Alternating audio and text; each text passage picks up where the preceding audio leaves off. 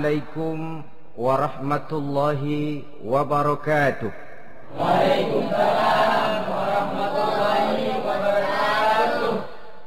Bismillahirrahmanirrahim. Alhamdulillahi rabbil alamin. Wassalatu wassalamu ala ashrafil anbiya'i wal mursalin, Sayyidina wa maulana Muhammadin wa ala alihi wa ashabihil mujahidin at-tahirin, amma ba'du. Saudara-saudara kaum muslimin rahimakumullah. Pada pertemuan kali ini kita akan membicarakan riwayat Nabi Adam alaihi salam.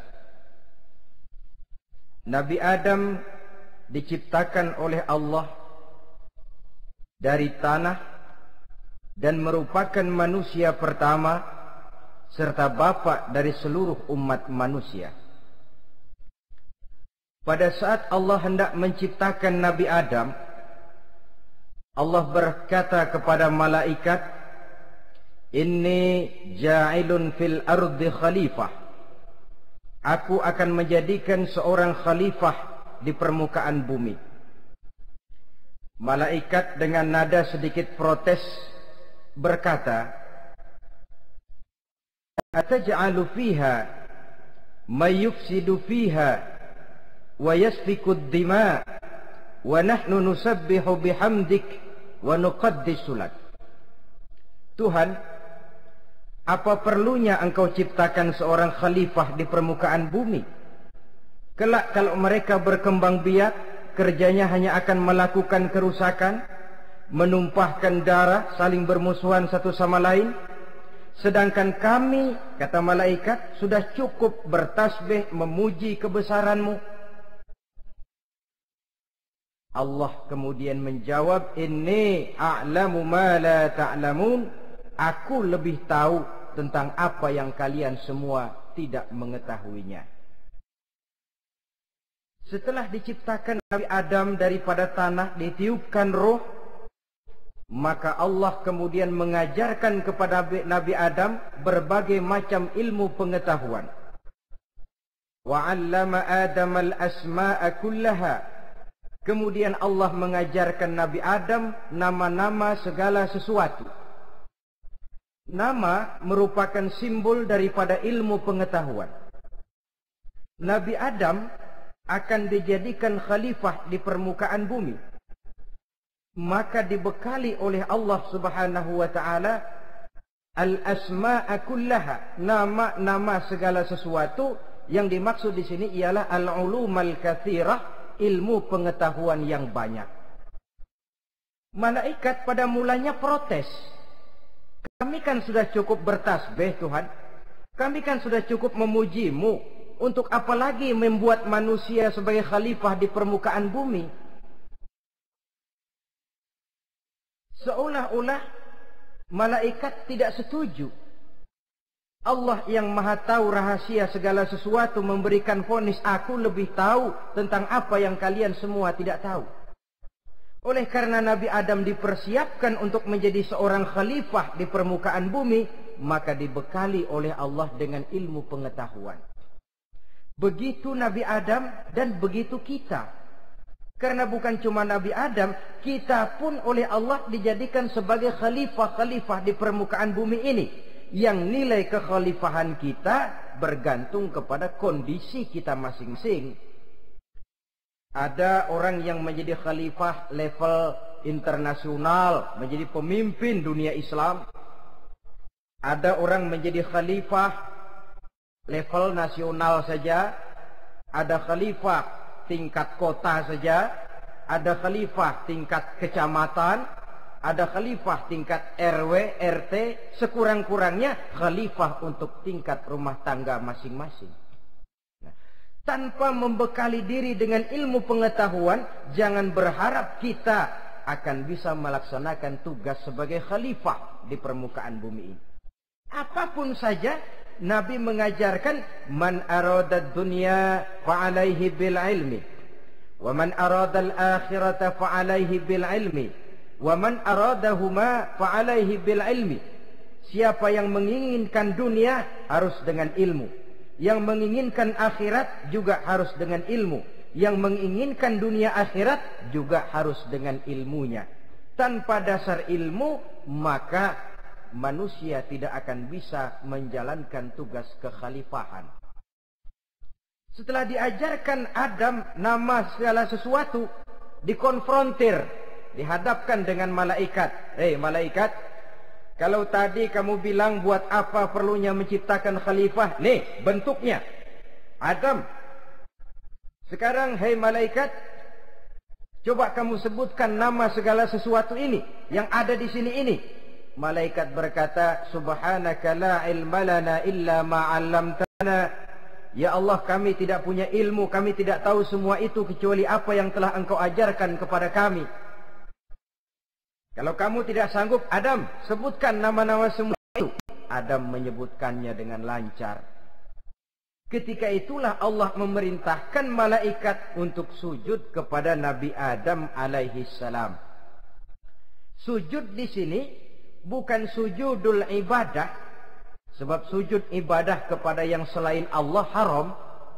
Tapi sujud di sini sujudut tawadhu' i'tirafan bi fadli Adam. Sujud merendahkan diri sebagai pengakuan terhadap keutamaan dan kelebihan Nabi Adam.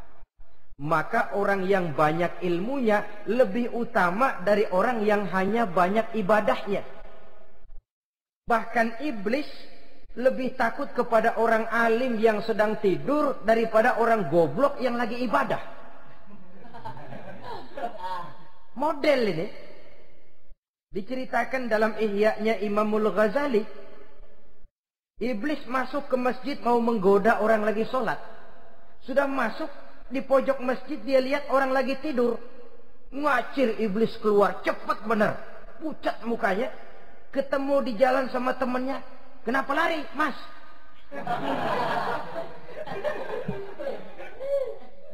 Kata temannya, saya mau goda orang sholat. Lalu tiba-tiba di pojok masjid saya lihat ada orang lagi tidur. Saya takut betul sama itu orang. Lari saya keluar. Loh, sama yang sembahyang sampean nggak takut, kok sama yang tidur takut bagaimana? Yang tidur itu orang alim. Yang lagi sembahyang itu orang goblok. Oh, godain orang goblok, saya colek juga dia lupa sembahyang.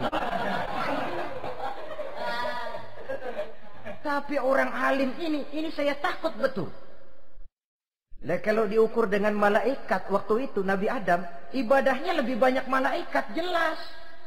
Sudah bertasbih, sudah bertahmid malaikat. Nabi Adam baru diciptakan. Tapi kenapa Allah perintah malaikat sujud kepada Adam? I'tirafan bi fadli Adam. Keutamaan Nabi Adam. Pantas untuk diserahi tugas sebagai khalifah mengatur kehidupan di muka bumi. Kalau malaikat yang jadi khalifah di dunia ini, enggak rame dunia. Coba, malaikat material, harta enggak perlu. Seksual enggak perlu. Dunia ini hambar. Justru dunia ini menjadi ramai setelah manusia diberikan fungsi sebagai malaikat, sebagai khalifah oleh Allah Subhanahu wa taala. Saudara-saudara kaum muslimin rahimakumullah, setelah nyata kelebihan Nabi Adam, maka Allah perintahkan Nabi Adam tinggal di surga dengan segala kenikmatan yang ada di dalamnya. Tapi lantaran sendirian, kesepian Nabi Adam ini.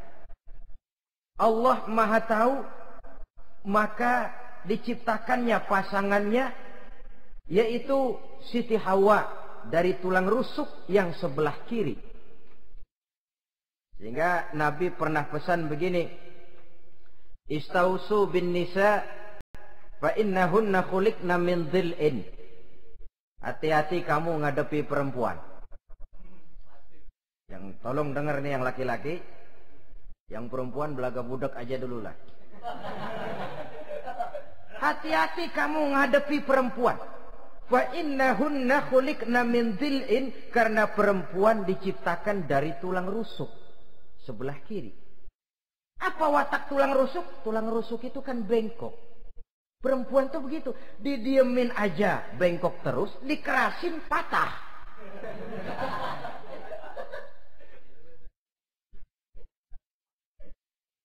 Saudara-saudara, di sini kita ambil satu hikmah bahwa ternyata yang bikin hidup terasa enak karena di sekitar kita banyak orang lain. Bodoh manusia kalau dia merasa bisa hidup sendirian. Tinggal di tengah kampung tapi gayanya gaya orang tidak mau kenal dan tidak mau tahu sama tetangga. Jangankan di dunia, di sorga saja Nabi Adam karena sendiri, kesepian. Apa saudara mau tinggal di Jakarta? Apa saja di Jakarta, sudahlah milik saudara. Hotel Indonesia dikasih saudara, Hotel Borobudur punya saudara, Monas buntel bawa pulang. Semanggi ambil, tapi di Jakarta saudara tinggal sendirian. Kira-kira enak nggak? Ternyata yang bikin hidup terasa nikmat karena di sekitar kita banyak orang lain. Begitulah Allah ciptakan Siti Hawa. Setelah diciptakan Siti Hawa, natur manusiawi. Nabi Adam mau main pegang aja. Kata Allah, hai Adam, jangan kau sentuh sebelum kau bayar maharnya. Maharnya apa ya Allah? Maharnya an tusalliya ala Muhammadin sallallahu alaihi wasallam. Maharnya kau bersolawat kepada Nabi Muhammad. Manusianya belum lagi diciptakan tapi namanya sudah ada. Nurnya sudah ada. Bahkan dijadikan mas kawin antara Adam dengan Hawa. Karena itu dalam Islam sebenarnya urusan kawin itu bukan yang sulit. Maka jangan dipersulit. Tapi juga jangan digampang-gampangin.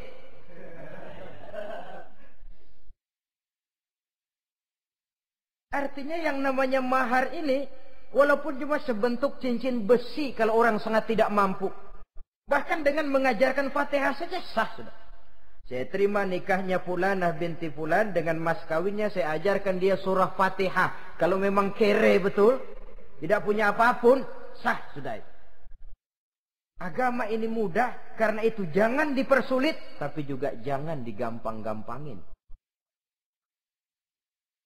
Setelah itu Allah memerintahkan, Ya Adam uskun anta wa zawjukal jannah.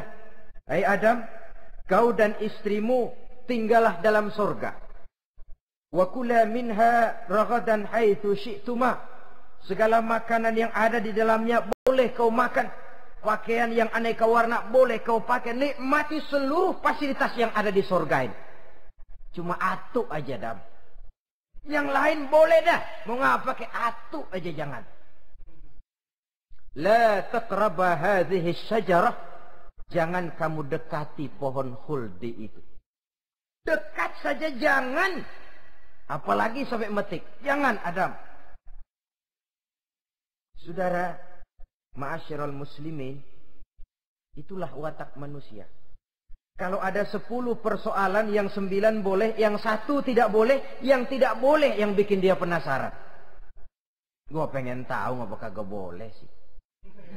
Timbul penasaran. Apalagi iblis selalu berusaha. Sebab pada waktu malaikat disuruh sujud, semuanya sujud kepada Adam. Iblis tidak mau sujud. Tuhan tegur, iblis, kenapa kamu tidak mau sujud? Mana mungkin Tuhan. Saya akan dibikin dari api, kata iblis. Adam dari tanah. Unsur api lebih mulia dari unsur tanah. Masa saya harus tunduk kepada Nabi Adam? Gengsi dong. Adam kan anak kemarin sore, baru dibikin. Masa saya harus tunduk kepada orang yang macam itu? Ini kan perintah aku iblis. Kalau kau tidak mau tunduk, keluar dari sorga ini. Terusir iblis dari sorga karena kesombongannya tidak mau sujud kepada Adam. Nah, logika, kalau udah di sorga aja sombong diusir, apalagi yang masih tinggal di pinggir kali sombong.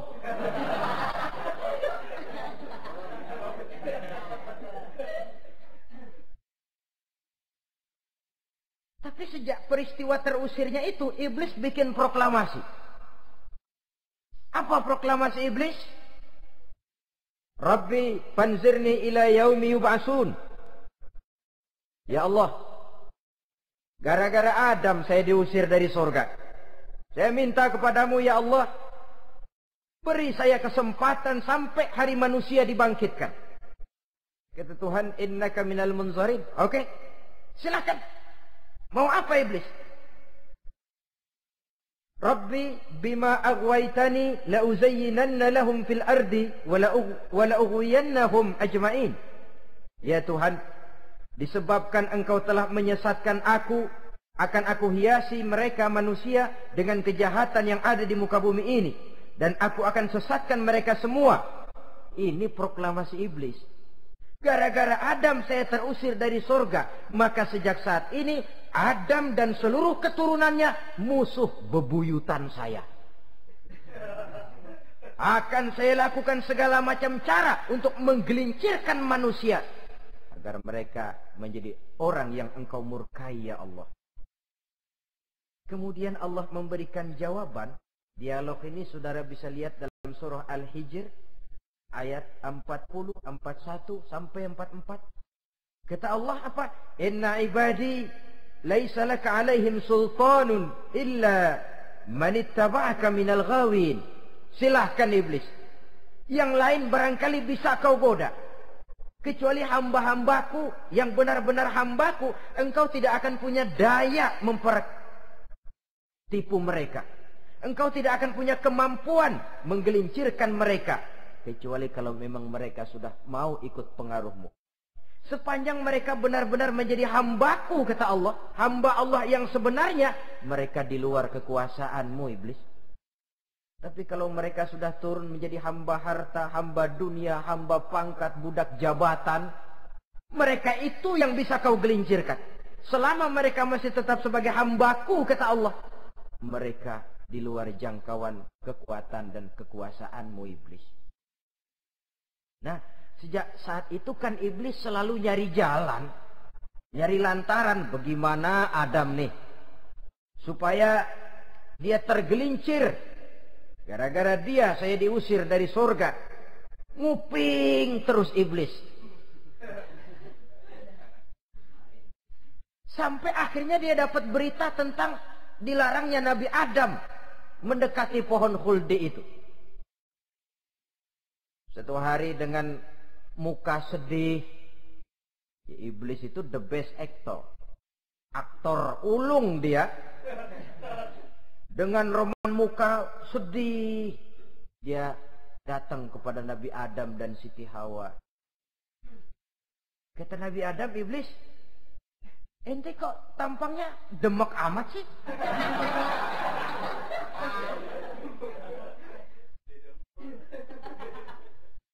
Kenapa begitu sedih?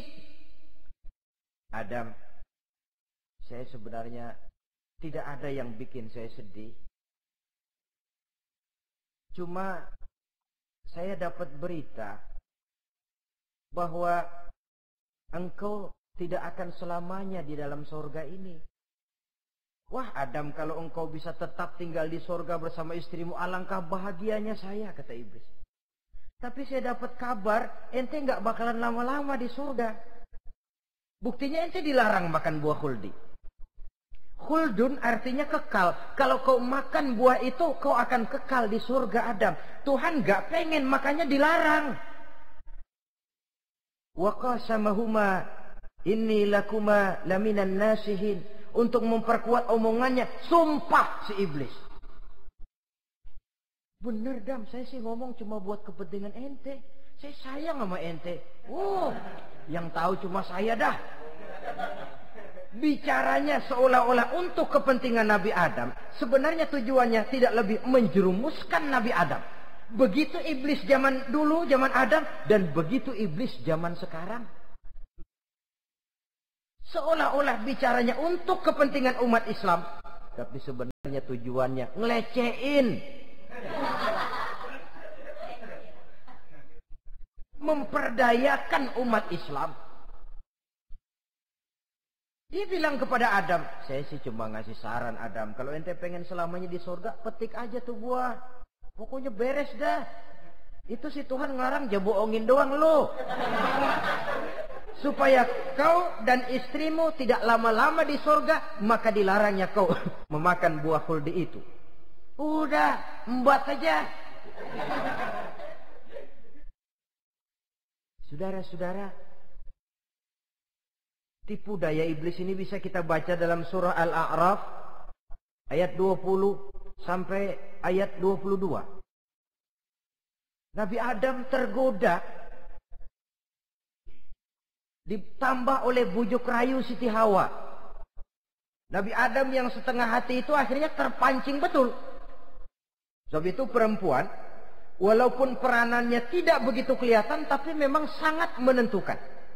Tidak ada seorang suami bisa sukses jadi apapun dia tanpa peran serta istrinya. Karena itu sebagai muslim, kita punya teman hidup dan kita punya lawan hidup. Siapa teman hidup kita? Dalam arti sempit, teman hidup kita istri. Kalau dia istri tentu suami yang taat kepada Allah dan Rasulnya. Dalam arti luas, teman hidup kita ialah setiap muslim. Setiap orang yang pandangan hidupnya sama dengan kita. Itu teman hidup. Lalu lawan hidup kita siapa? Lawan hidup kita secara mutlak iblis dalam segala bentuknya. Iblis yang berbentuk halus, ini ngusirnya rada lebih gampang. Konon ya, iblis setan itu kalau dengar orang azan kan lari. Takut dia, dibacakan bismillah, minggir.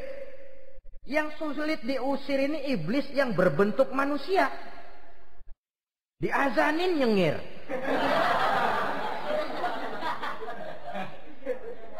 Gawat ini.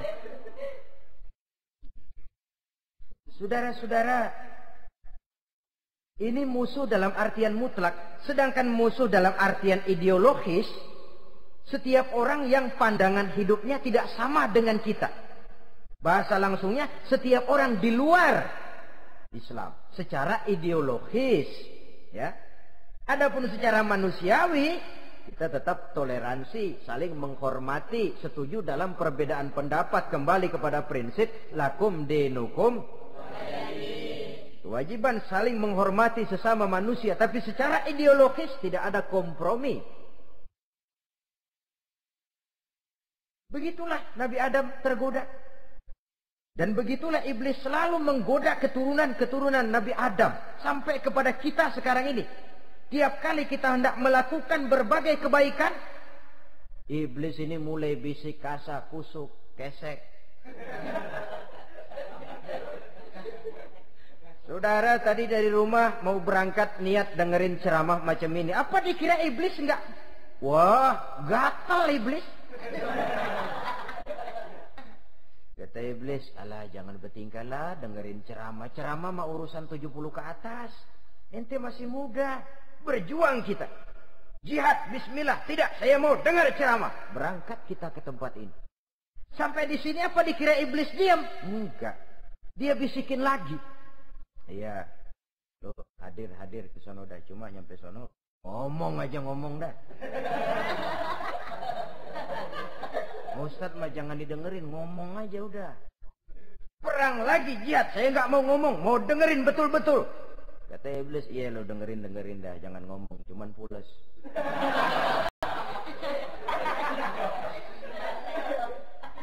Segala macam cara dilakukan oleh iblis untuk menggelincirkan manusia. Ketika Nabi Adam mengambil buah khuldi itu, datanglah murka Allah.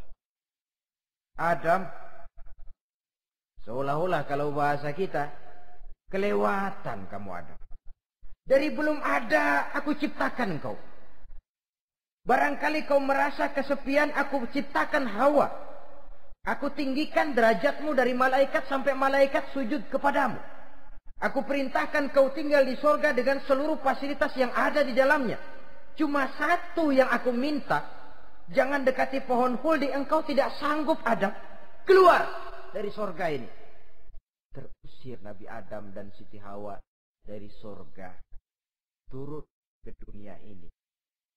Turun terpisah lagi. Ya Allah. Orang itu kalau biasa susah, ketemu susah sih menglalap namanya. Makanannya. Tapi biasa seneng ketemu susah. Ini yang kalau tidak kuat mental. Tengoklah zaman sekarang kan nih. Kalau tuan-tuan rajin baca pos kota. Kayaknya nyawa murah bener. Pasal duit 100, nyawa hilang. Pasal diputusin pacar, begon ditenggak. Gantung diri pakai tali plastik. Murah betul kelihatannya jiwa itu. Sehingga pantas kalau Nabi pernah katakan irhamu salasatan minan nas, sayangilah 3 macam manusia. Pertama, azizan zalla, orang mulia yang jatuh hina. Pejabat tinggi kalau pensiun kesian bener. Ya Allah. Udah nggak ada yang ngasih hormat, tanda tangan nggak laku.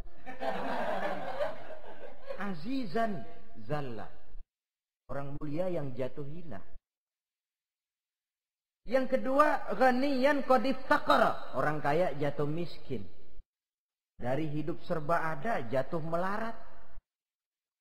Yang ketiga, faqihan yal'abu bihil juhal, ahli fikih ngerti hukum tapi dipermainkan oleh orang-orang bodoh yang kebetulan punya kekuasaan. Lalu keluar fatwa sesuai dengan pesan sponsor. Yang halal bisa jadi haram, yang haram dibikin remeng-remeng. Ahli fikih dipermainkan oleh orang bodoh. Kasihan betul. Terpisah Adam dengan Hawa ini. Adapun Nabi Adam turun menyesal dengan seluruh kesalahannya. Sujud, taubat, menangis. Menurut riwayat 300 tahun beliau sujud. Seraya membaca Rabbana zalamna anfusana wa illam taghfir lana wa tarhamna lanakunanna minal khasirin. Ini doanya Nabi Adam. Ya Allah, kami telah zalim kepada diri kami sendiri. Andai kata engkau tidak kasihan, tidak memberikan ampun kepada dosa yang kami lakukan, sungguh kami termasuk ke dalam golongan orang-orang yang rugi. Ini yang dibaca Nabi Adam dalam taubatnya. Di akhir taubatnya, Nabi Adam munajat kepada Allah, ya Allah, dengan kebesaran Muhammad ampunilah dosa saya. Allah tegur, kaifa araftahu ya Adam walam akhluqhu.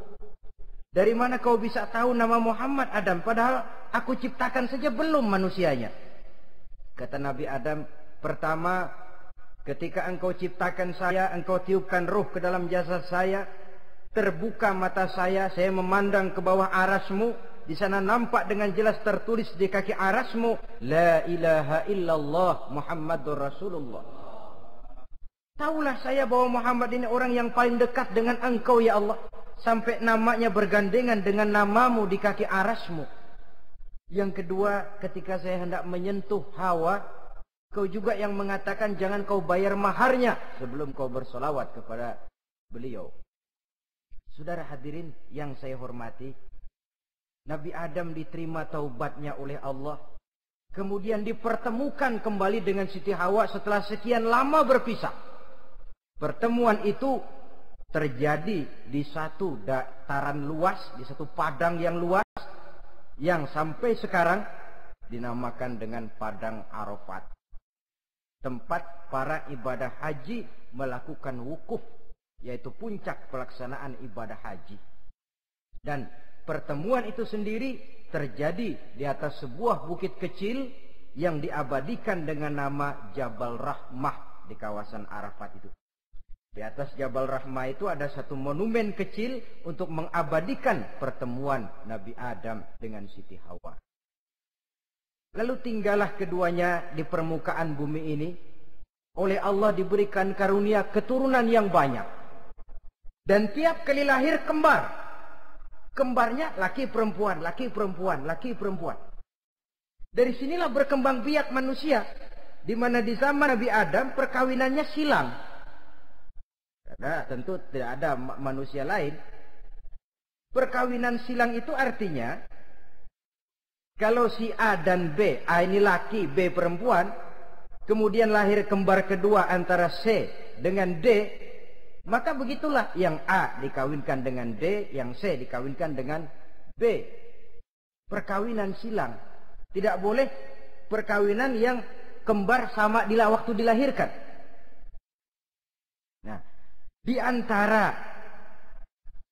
putra-putra Nabi Adam yang kemudian juga membuat sejarah, yaitu Habil dan Qabil. Habil, saudara kembarnya namanya Labuda, perempuan. Qabil, saudara perempuannya Iklimah. Menurut hukum perkawinan waktu itu harus silang. Habil harus kawin dengan Iklimah dan Qabil harus kawin dengan Labuda. Tapi Qabil protes. Dia kepengen kawin dengan saudara kembarnya sendiri. Dalam arti yang sama-sama dilahirkan dengan dia, yaitu Iklimah. Kenapa? Karena kebetulan rupa Iklimah ini lebih cantik daripada Labuda. Protes kepada ayahandanya Nabi Adam. Abah, saya tidak terima, saya harus kawin dengan Iklimah. Tidak Qabil, kamu harus kawin dengan Labuda. Enggak mau. Kenapa dengan Labuda? Kurang kece.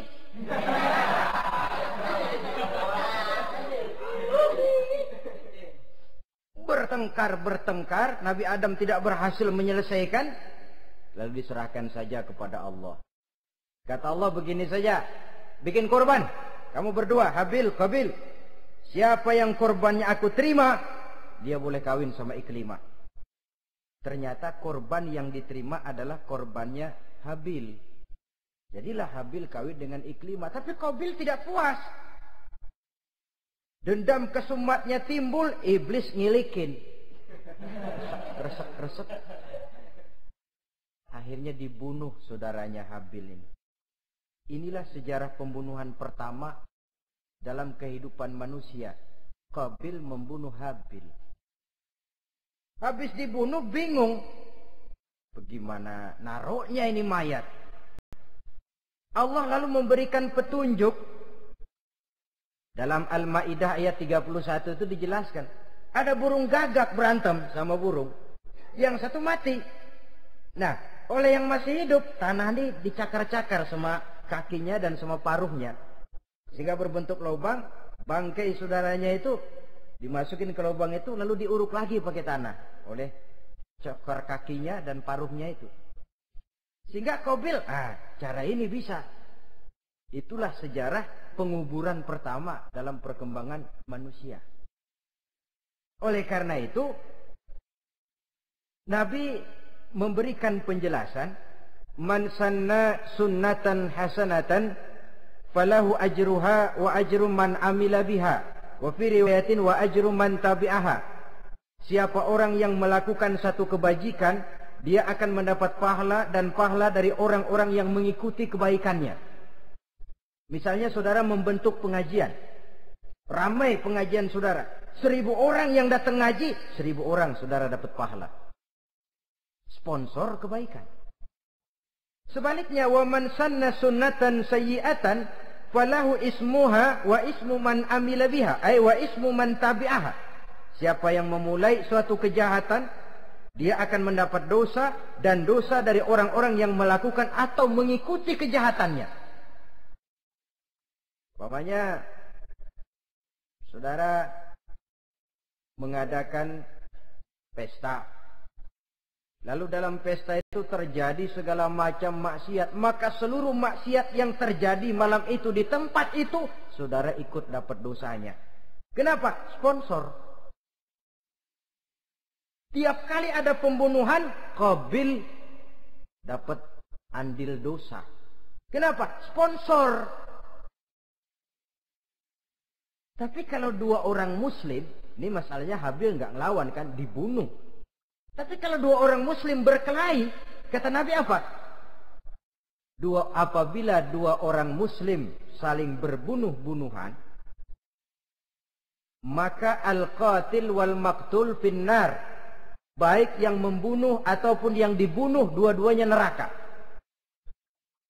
Sahabat heran, ya Rasul, kalau yang ngebunuh masuk neraka pantas, tapi ini yang dibunuh kenapa neraka juga?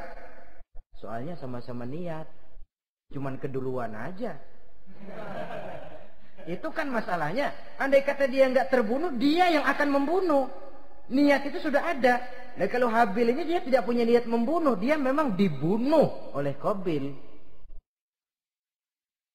Saudara-saudara kaum muslimin rahimakumullah. Lalu dari situlah berkembang biak keturunan Nabi Adam alaihi salam. Sehingga dengan demikian bisa kita katakan sebagai satu konklusi. Pertama, bahwa manusia adalah makhluk Allah yang menempati kedudukan tertinggi. Dan berasal dari Nabi Adam sebagai manusia pertama. Dengan malaikat sekalipun, manusia sebenarnya lebih tinggi. Kapan?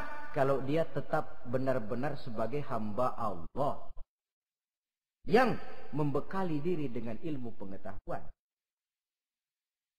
Laqad khalaqnal insana fi ahsani taqwim. Kami ciptakan manusia dalam bentuk yang paling baik.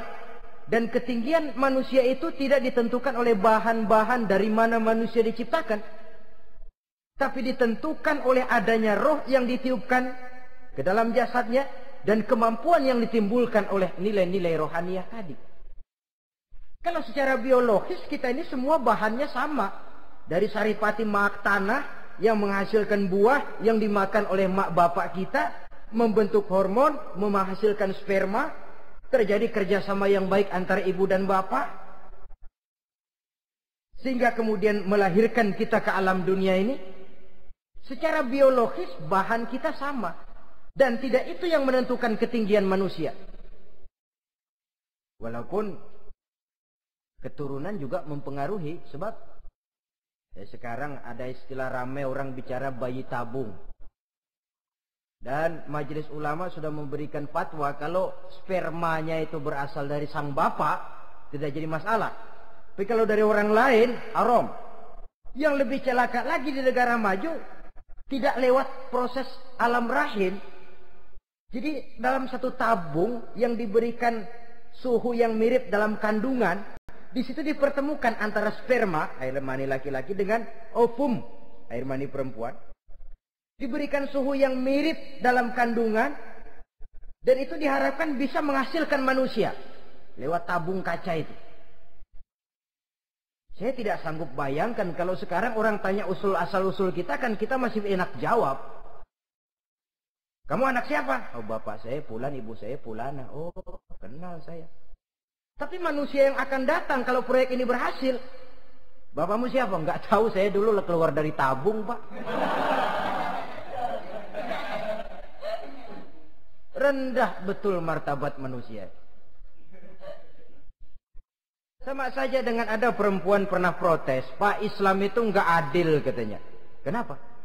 Masa dalam Islam laki-laki boleh kawin lebih dari satu, tapi perempuan enggak boleh kawin lebih dari satu. Supaya sama-sama adil, boleh dong perempuan punya laki lebih dari satu.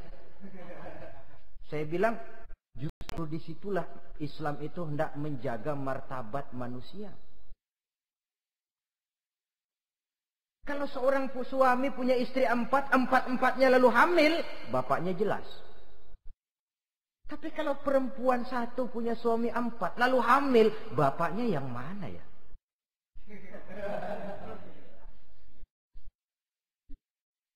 Rendah martabat manusia. Ketika si bayi lahir, ibunya lihat, nah ini jidatnya kayak si A ini. Ah, sudah ini anakmu saja nih, jidatnya jidat kamu. Kata antar dulu jidat saya, tapi kuping B ini nggak mau saya. Terkatung-katung si anak tanpa tahu kemana dia mesti manggil bapak. Ibu daftarin anak ke sekolah, Pak Guru tanya lagi, ini bin siapa bu? Bingung lah, udah tulis bu, bin rame-rame.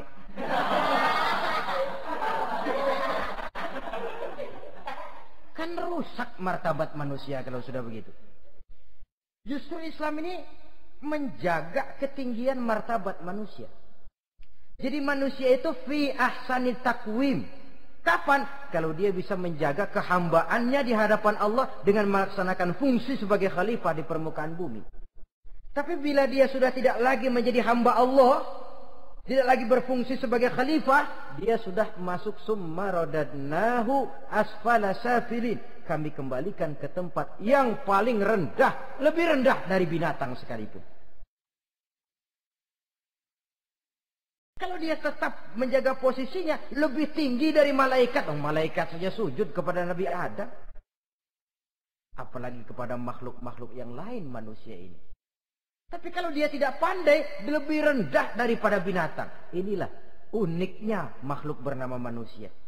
Dengan posisinya, dia bisa menjadi lebih tinggi dari malaikat, tapi juga dia bisa meluncur lebih rendah daripada binatang. Untuk menjaga itulah diperlukan agama dalam kehidupan kita sekarang ini. Bukan cuma sebagai lipstick, tapi sebagai pedoman, sebagai way of life yang akan mewarnai cara kita berpikir, state of mind, rule of thinking, cara kita memandang kehidupan ini. Diwarnai oleh nilai-nilai agama. Dengan demikian, maka manusia bukan keturunan kera. So, ada satu teori, namanya teori evolusi, yang disampaikan buat pertama kali oleh Charles Darwin. Dia mengemukakan teori bahwa perkembangan kehidupan sesungguhnya di dunia ini menunjukkan mata rantai yang utama melalui apa yang dia namakan seleksi alamiah. Mula-mula dari ikan melalui seleksi ke amfibi, dari amfibi ke reptil, dari reptil ke mamalia, dari mamalia ke mamalia kecil, dari mamalia kecil ke primat, dari primat ke monyet, dari monyet menjadi Homo erectus. Ini teori Darwin. Tapi dia tidak jelas-jelas mengatakan bahwa manusia keturunan monyet, hanya seketurunan. Seketurunan kan tidak berarti keturunan. Begini saja. Toyota Kijang sama Toyota Corolla itu seketurunan. Tapi Corolla dengan Kijang kan lain. Cuma seketurunan. Dalam arti sumbernya sama. Makhluk yang tidak tahan seleksi alam, oleh udara yang sangat dingin, perkembangan cuaca yang sangat panas, gempa bumi dan sebagainya, seleksi alam dia namakan, hilang, musnah dari peredaran. Seperti ada binatang raksasa itu, dinosaurus, sekarang kan cuma tinggal dongeng saja, tinggal nama atau kerangka. Itu oleh seleksi alam dia nggak lulus, hilang. Yang bertahan, yang lulus seleksi alam. Manusia walaupun kecil yang lulus seleksi alam ini.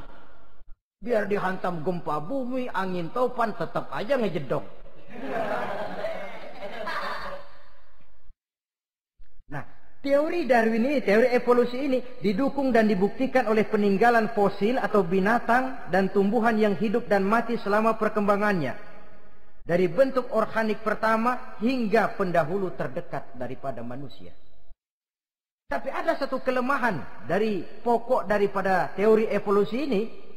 Pertama, garis perkembangan dari Homo erectus, yakni manusia jalan tegak, semacam gorilawi itu, sampai kepada manusia mutaakhir masih belum menentu.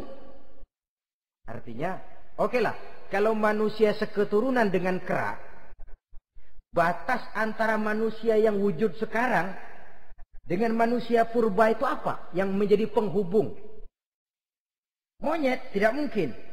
Ini dianggap mata rantai yang hilang, missing link namanya dalam istilah ilmiahnya. Dan ini masih dicari sampai sekarang. Kalau pendahulu terdekat manusia mutaakhir ini manusia purba, katakan Homo erectus, manusia jalan tegak. Lalu generasi sudah itu sebelum berbentuk manusia apa? Ternyata sampai sekarang masih ada missing link, mata rantai yang hilang. Lalu yang kedua, teori evolusi berhenti kepada manusia mutaakhir. Kalau memang kita manusia sekarang ini hasil evolusi, tentu kita akan terus berevolusi lagi. Dan akan jadi apa kita nanti? Ternyata sudah ribuan tahun manusia tetap manusia begini-begini aja. Tidak berevolusi kita ini. Apa lalu matanya jadi cuma satu di tengah?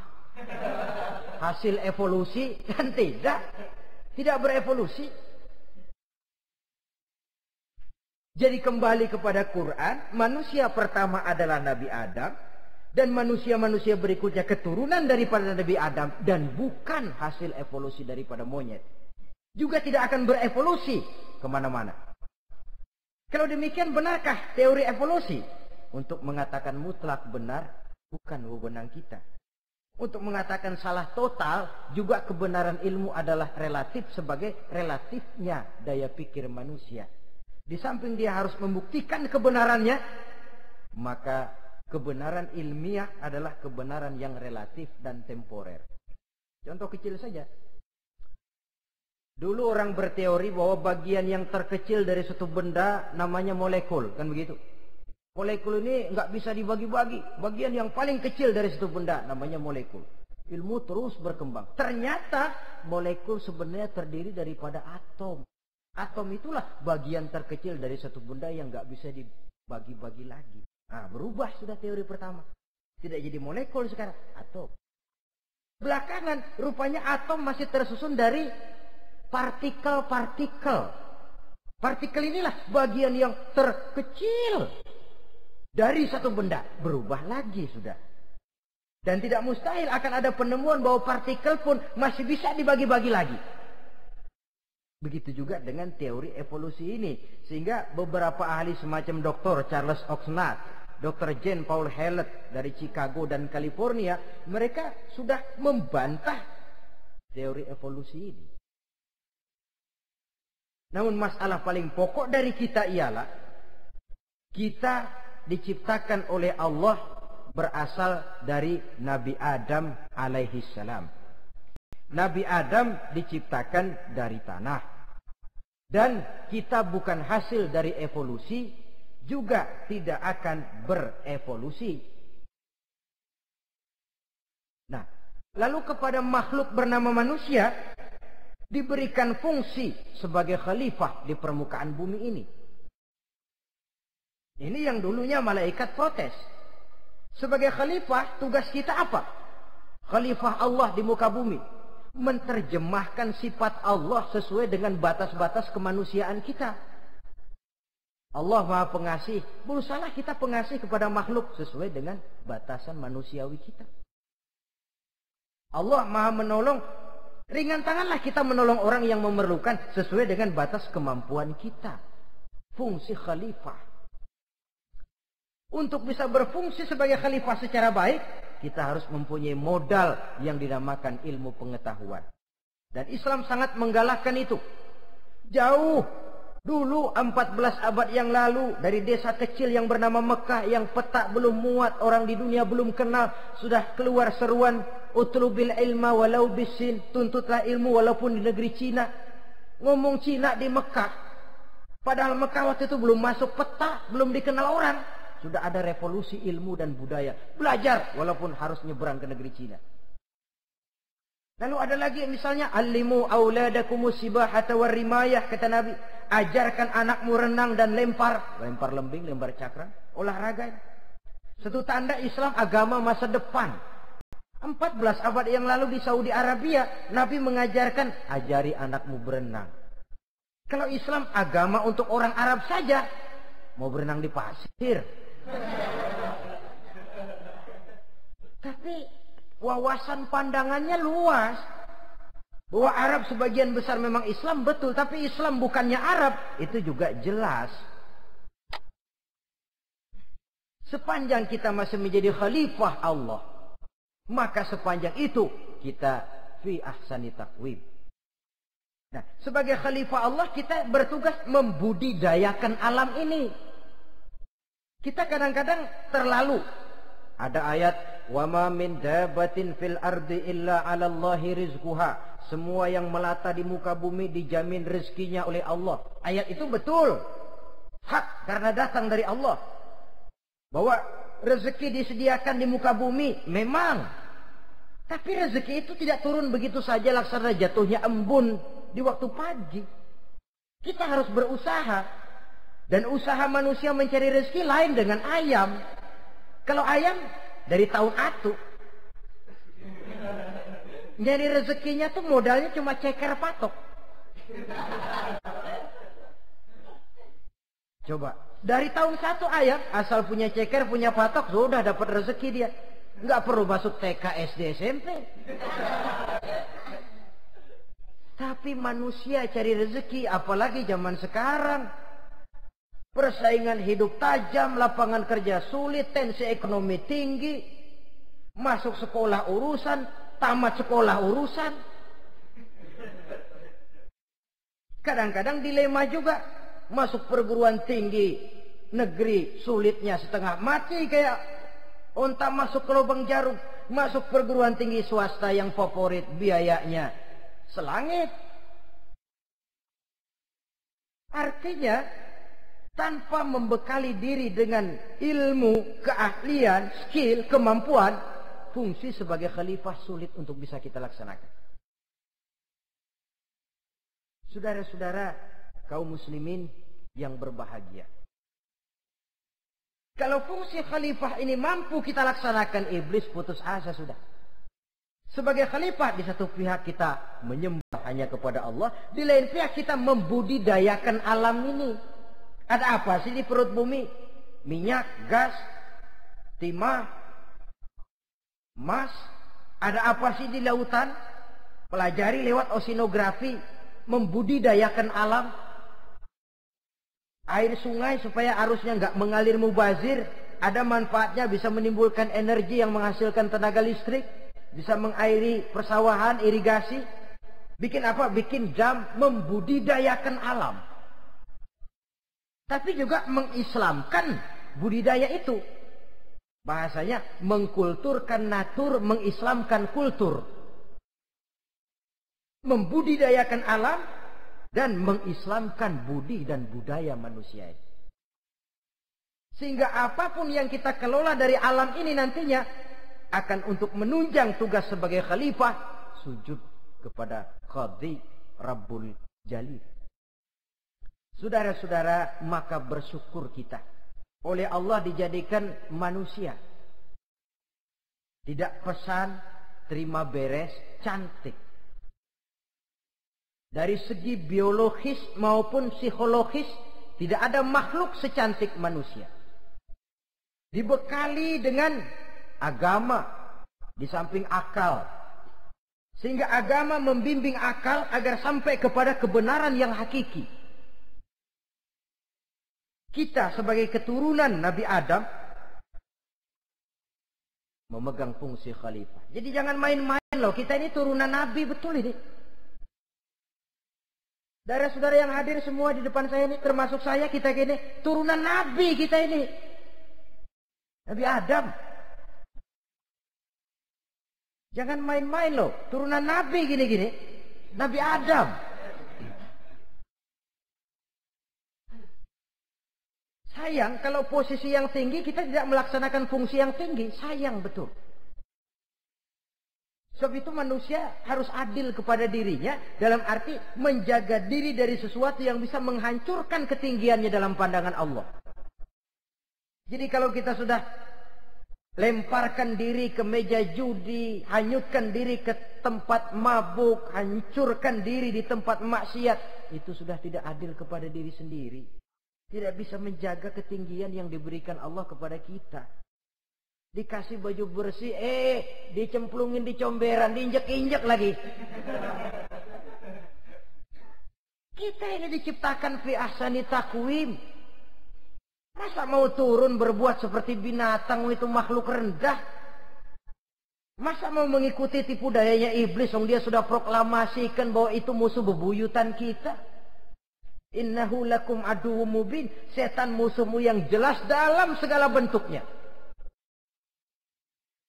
Saudara-saudara, untuk berfungsi sebagai khalifah ini sekali lagi, bekali diri dengan ilmu pengetahuan.